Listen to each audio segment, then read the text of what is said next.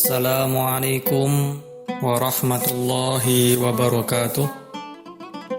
Alhamdulillahilladzi awsalal muqbilina ilaihi bifadlihi ilal maratibil aliyah wa ballaghahum bibarakati nabihi kulla umniyah wa sallallahu wa sallama ala habibina Muhammadinil abdis salihil qaim bima istata'a min haqqir rububiyyah wa ala alihi wa sahbihi khairil bariyah.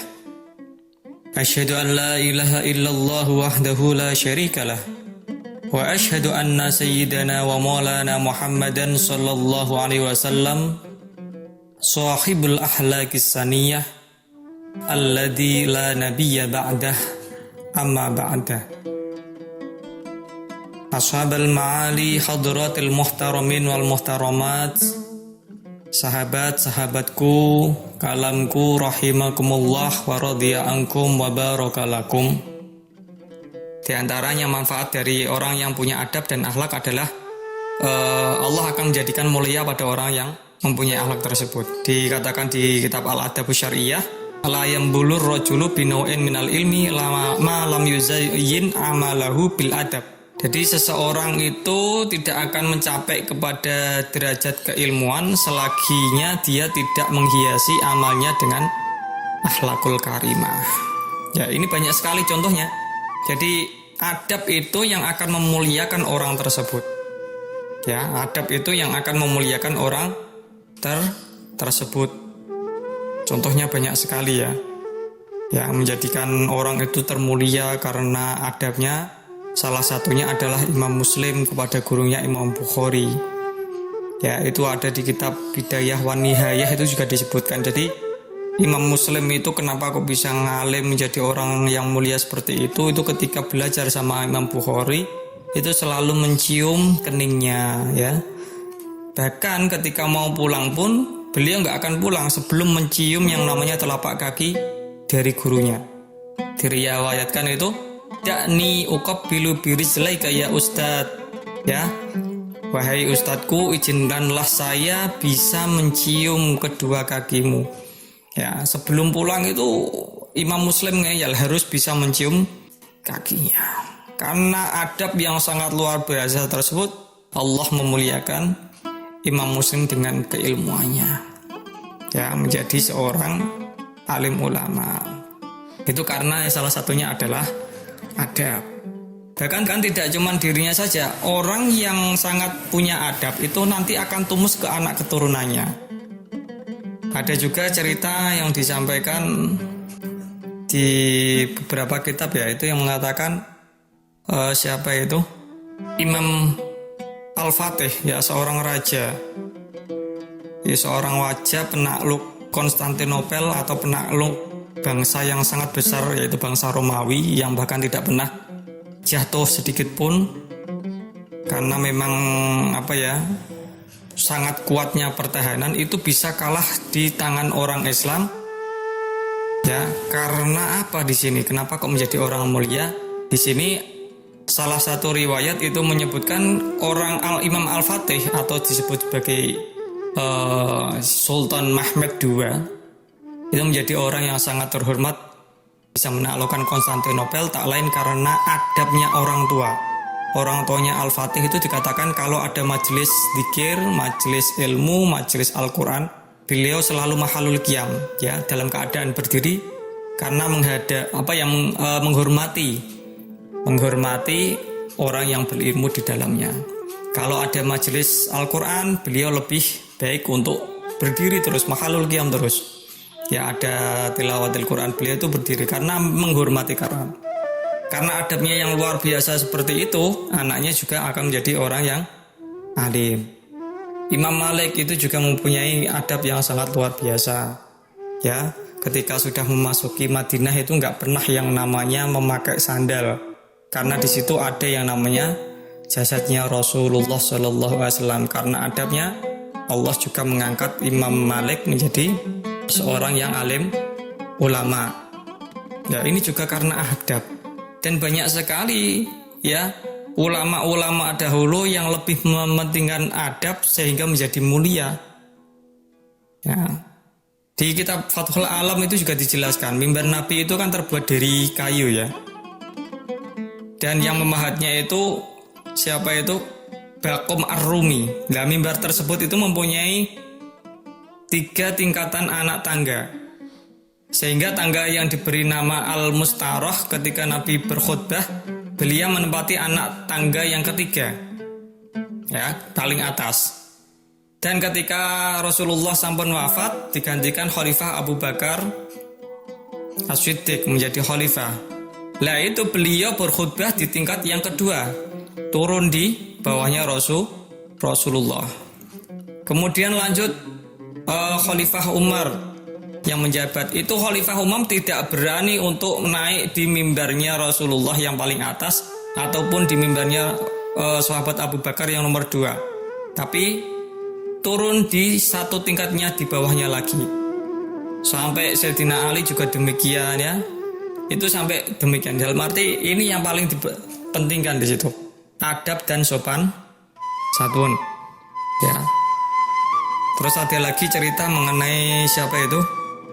Syekh Abdul Qadir Al-Jalani dalam kitab Al-Fawaid Hadisiyah. Itu pernah gugup yang segugup-gugupnya ketika mau menghadapi orang-orang yang alim ulama di Basrah. Ketika gugup tersebut, Rasulullah mendatanginya dan memberikan ilmu hikmah dan lain sebagainya untuk dicerna. Dalam arti Rasulullah memberikan air ludahnya kepada Syekh Abdul Qadir sebanyak 7 kali. Ya. Namun ketika sudah sampai di tempat atau di TKP-nya itu, ternyata orang Basrah alim ulama tersebut ribuan, bahkan sampai jutaan. Ya, semakin gugup itu Syekh Abdul Qadir itu. Lantas datang lagi rohnya Sayyidina Ali itu, ya, dan memberikan ilmu kepada Syekh Abdul Qadir. Tapi karena di sini Rasulullah sudah pernah memberikan ilmu berupa air ludah tadi, air liur sebanyak 7 kali, maka Syekh Abdul Qadir memberikannya tidak lebih dari 7 kali, yakni 6 kali. Ya, ketika ditanya itu, wahai Sayyidina Ali, kenapa engkau memberikan 6 kali tidak 7 kali seperti Rasulullah? Jawabannya Sayyidina Ali, karena di sini adalah pentingnya adab. Ya, banyak sekali tentang hikmah dari orang yang beradab itu sendiri. Jadi pertama tadi ya, orang yang beradab adalah orang tersebut akan menjadi mulia. Ada lagi orang yang beradab tadi menjadikan orang tersebut menjadi orang yang kaya. Nah, ada juga ini ada kaulnya ulama di dalam kitab Hilyatul Awliya, man sa'a khuluquhu dhaqa rizquhu, paman hasuna khuluquhu wasi'a rizquhu. Yang artinya orang yang buruk akhlaknya maka akan sempit rezekinya, dan orang yang baik akhlaknya dia akan diperluas rezekinya. Ya, ini kalau di dalam ilmu logika juga akan masuk akal sekali. Karena orang yang buruk akhlaknya, dia itu akan dijauhi temannya, sehingga teman ini nggak ada mempunyai relasi, sehingga karena tidak mempunyai relasi, rezekinya jadi seret gitu. Ya. Tapi karena orang tersebut baik akhlaknya, temannya bagus, relasinya semakin banyak, ini akan menambah yang namanya rezeki tadi. Ya, ini pentingnya adab ya. Ya, salah satu menjadikan dia akan mulia, menjadikan dia juga akan kaya. Pentingnya lagi orang yang berilmu atau mempunyai akhlak ya, itu mendapatkan hidayah. Ya, orang yang mendahulukan adab itu mendapatkan hidayah. Ini ceritanya ini kalau jenengan pernah mendengar ceritanya Fir'aun ya. Fir'aun sama Nabi Musa. Di situ kan ada yang namanya sebuah pertandingan ya, pertandingan sama orang penyihir-penyihir ya. Nah, itu penyihirnya itu kan memberikan waktu terlebih dahulu pada Nabi Musa untuk melemparkan tongkatnya. Wahai Nabi Musa, saya persilahkan engkau untuk melemparkan tongkatnya. Ini salah satu adab. Ya. Nah, karena Nabi Musa karena adabnya tadi ya, siapa itu? Orang-orang penyihir tadi mempersilahkan dahulu pada Nabi Musa, sehingga apa? Allah juga memberikan hidayah kepada orang tersebut untuk masuk Islam. Ya, salah satu manfaatnya adab itu banyak sekali. Ada lagi orang yang mempunyai akhlak atau adab itu akan mendapatkan ridho dari Allah. Ya, di qala ba'dul arifin, innal insan yasilu ilal jannah bi ibadatihi. Sesungguhnya manusia itu bisa mencapai kepada surga itu dengan amal ibadahnya. Walakin la yasilu ilallah illa bil adab. Tetapi tidak akan menghasilkan sampai kepada ridha Allah kecuali dengan adab dan sopan santun. Jadi ini sangat penting sekali. Jadi kalau jenengan itu alim tapi kok tidak punya adab, itu layaknya seperti syaitan. Syaitan itu tidak kurang apapun. Iblis itu nggak akan kurang apapun. Alim, ma'rifat kepada Allah, faqih dan lain sebagainya. Tapi karena satu aja, dia tidak punya akhlak, sopan santun dan sombong, Allah juga akan menghinakan dia.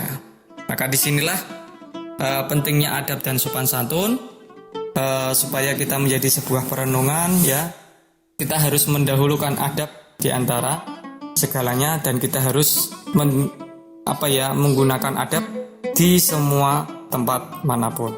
Baik, itu saja. Wallahu a'lam taufiq wal hidayah. Walafu minkum. Wassalamualaikum warahmatullahi wabarakatuh. Kalamku, kajian Islam Qudsiyah. Jangan lupa ya, subscribe, like, dan komen.